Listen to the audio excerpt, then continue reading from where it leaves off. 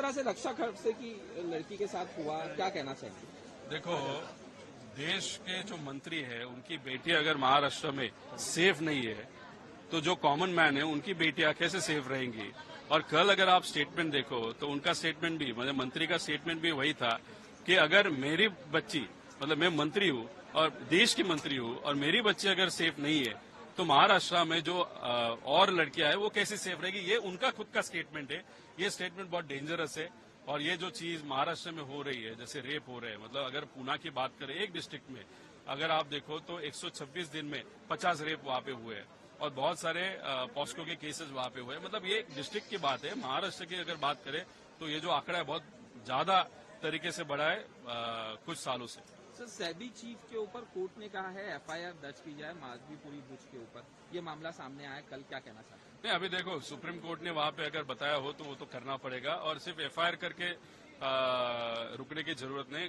Detail में जाके क्या एग्जैक्टली हुआ था, कैसे हुआ था, क्योंकि वो जो पद है सेबी, एक तो वो इंडिविजुअल बॉडी है, मैं खुद का उनका कॉन्स्टिट्यूशन है।